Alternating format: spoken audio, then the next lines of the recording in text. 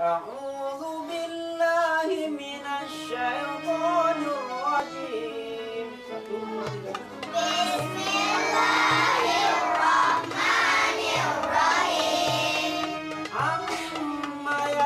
Beginilah proses pendidikan yang ada di MDTA Nurul Huda, Pulau Punjung, Kabupaten Dharmasraya, Sumatera Barat. 7 pelajaran wajib dan 3 pelajaran ekstrakurikuler diberikan kepada anak-anak didiknya. Ustadz Tarmizi sebagai pemimpin dari sekolah MDTA ini memberikan pendidikan dan pembekalan mental untuk anak-anak agar menjadi anak-anak yang berkarakter baik dan islami. Seperti apa sistem pendidikan di MDTA ini? Mari kita lihat dan kita saksikan. Barangkali saja anak-anak kita juga memiliki usia yang sama untuk dididik di sekolah MDTA ini. Karena pendidikan non formal yang dilakukan oleh Ustadz Tarmizi ini dilakukan siang atau sore hari. Jadi tidak mengganggu jam pelajaran formal.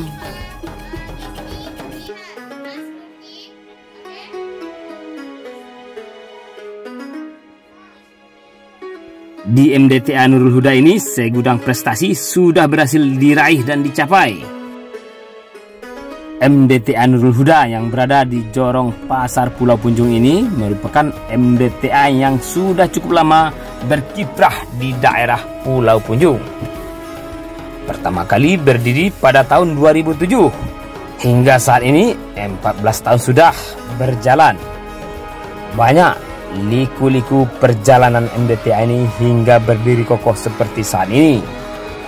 Semula MDTA ini berdiri hanya untuk mengatasi kenakalan remaja. Daripada anak-anak tidak jelas dan tentu arahnya bermain setiap hari, maka didirikanlah MDTA ini.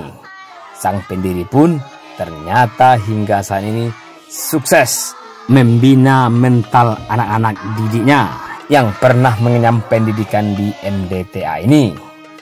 Pendidikan di MDTA ini dimulai pada pukul 2 siang hari hingga berlangsung menjelang maghrib. Dalam rentang waktu ini dibagi dalam 2 shift agar tidak memberatkan bagi para murid-muridnya. Jadi tidak terlalu lama, yang masuk pukul 2 pulangnya menjelang asar, dan yang masuk bagda asar pulangnya menjelang maghrib. Di sini kita mengajarkan ada 7 mata pelajaran pokok ditambah dengan ekstrakurikuler. Di antaranya adalah Al-Quran, hadis, akidah, akhlak, SKI, fikih ibadah, kemudian bahasa Arab. Kemudian untuk tambahannya ada tahfidzul Quran, didikan subuh, muhadharah, dan cerdas cermat. Anak-anak di sini atau yang belajar di sini berasal dari mana aja Ustaz? Anak-anak yang datang itu ada dari beberapa jorong, terkhusus jorong yang ada di Kenegarian sampai Kota Pulau Punjung dan Kenegarian Sengkambut. Nah, itu. Kalau untuk usianya gimana Ustaz? Usia berapa aja Ustaz? Ya, untuk MDTA sebenarnya usianya tuh dibatasi dari kelas 3 SD. Kelas 3 SD itu kelas 1 di MDA sampai kelas 6, kelas 4 di MDA. Kalau untuk anak SMP ada nggak yang belajar? Ya, kalau untuk anak SMP sebenarnya ada, tapi tidak termasuk lagi untuk MDTA. Cuman binaan lagi yang ada untuk mereka. Apa saja yang dipelajari untuk anak setingkat SMP ini? Ya, untuk setingkat SMP itu tidak jauh dengan MDTA. Itu namanya MDTW, MDTU, MDTW. Apa itu maksudnya? Bisa dijelaskan Ustaz? Ya, ada ULA, Madrasah Diniyah Takmiliyah ULA, dan Madrasah Diniyah Ustaz. Maksudnya dalam bahasa Indonesianya Ustaz mungkin ya, setara dengan kan ada di MDTA kan tingkatnya SD, MDTU itu kan tingkatnya SMP, dan MDTW tingkatnya SMA. Apa yang mereka pelajari di sini? Ya, sama dengan MDTA, cuman pendalaman materi. Pendalaman materi ya. Tentang apa aja Ustaz? Materinya Ustaz? Ya, pendalaman tentang fikih ibadah, akidah, akhlak, Al-Quran, hadis, sejarah kebudayaan Islam, kemudian bahasa Arab. Ini sudah sejak kapan Ustaz madrasah di sini adanya? Kalau madrasah ini berdiri sejak 13 Agustus tahun 2007. Sudah cukup lama ya sudah. Ya, alhamdulillah. Sudah berapa murid Ustaz yang lulusan dari sini atau belajar? Ya, kalau lulusan sudah banyak sebenarnya, cuman yang untuk khatam Quran yang terlaksana itu baru 2 kali baru. 2 kali khatam ya. Sekali khatam yang khatam Quran yang terlaksana dengan besar-besaran. Itu akhir-akhir ini ya. Ya, akhir-akhir ini tahun 2017 satu, tahun 2021 ini satu. Nah, di sini Ustaz, apa persyaratannya bagi anak-anak peserta didik yang ingin belajar di sini? Ya, untuk persyaratan tidak terlalu rumit. Yang pertama harus membawa fotokopi kakak dan akte kelahiran, kemudian ditambah pas foto 3x4 2 lembar. Kalau untuk jam belajarnya kapan aja Ustaz? Ya, kita ada 2 shift. Yang pertama dari jam 2 sampai azan asar, kemudian disambung siap asar sampai jam 5:30. Berapa orang guru yang mengajar?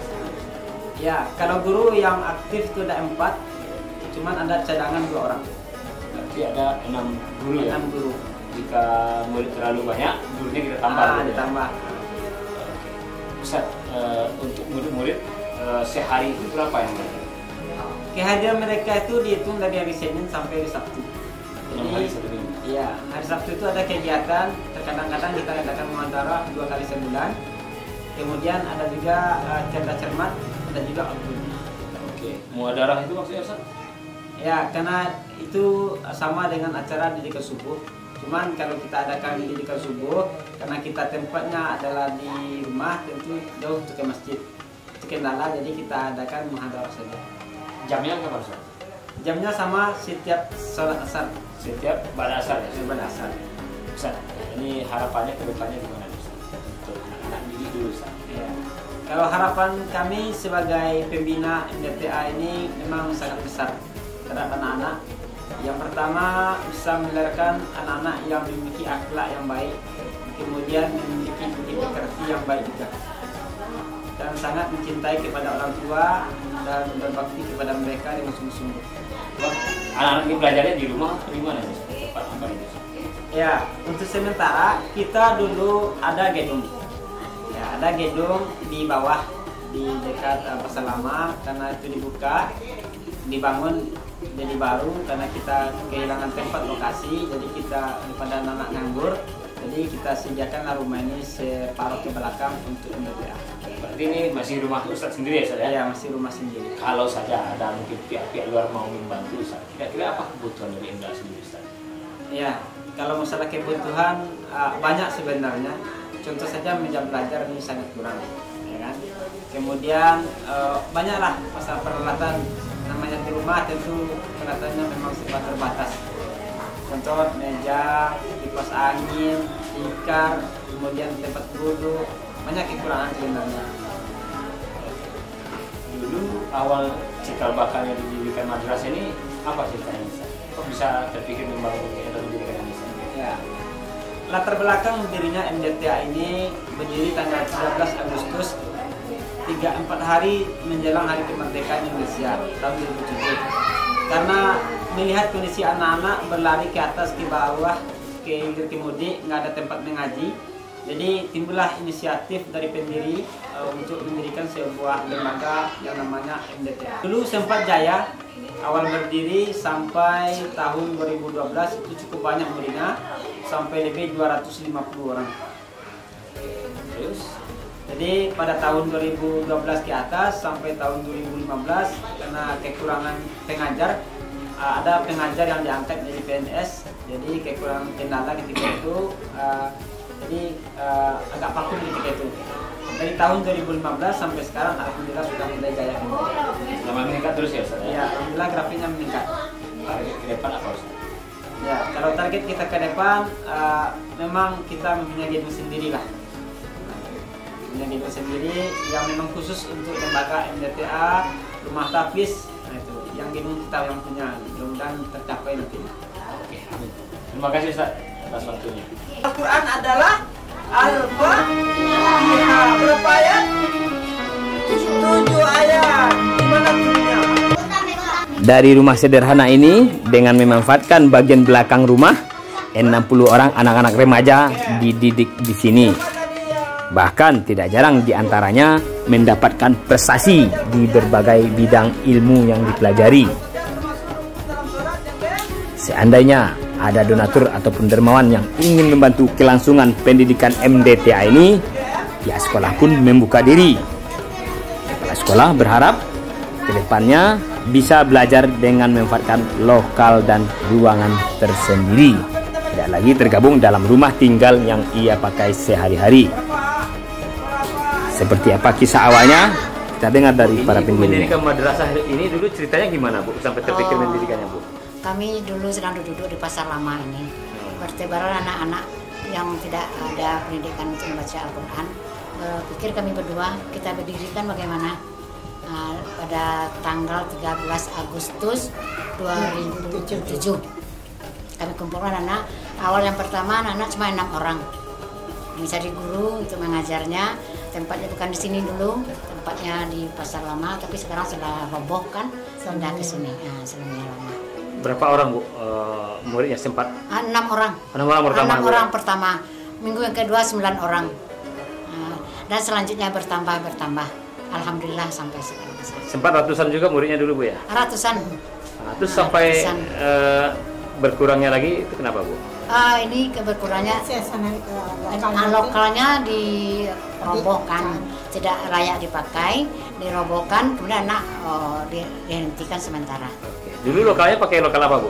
Lokal sekolah. Oh, menumpang, Bu, ya? Dulu Ibu menumpang mendirikan. Menumpang di sana. Oke. Sekarang dibawa ke rumah, Bu, ya? Bawa ke rumah. Kebetulan rumah ada tempat sedikit ini tempatnya. Oke. Harapannya gimana, Bu? Misalnya kalau ada orang-orang yang ingin bantu, Bu, apa, Bu, harapannya? Harapannya tentu bagaimana supaya maju, tempatnya layak lagi. Dulu, di saat masih bisa menumpang menggunakan gedung sekolah orang lain, pelaksanaan MDTA ini berlangsung sangat baik. Bahkan muridnya pun mencapai 200 orang. Namun, karena belakangan gedung tersebut sudah dipugar oleh pemiliknya dan digunakan untuk fungsi lainnya, sehingga para murid dibawa belajar ke rumah sendiri. Dengan memanfaatkan bagian belakang rumah, 60 orang anak-anak dan remaja dididik belajar agama di sini. Semoga saja kedepannya ada jalan untuk bisa mendapatkan gedung sendiri, agar anak-anak ini bisa belajar dengan baik. Dari Pulau Punjung, Rajo Medan melaporkan.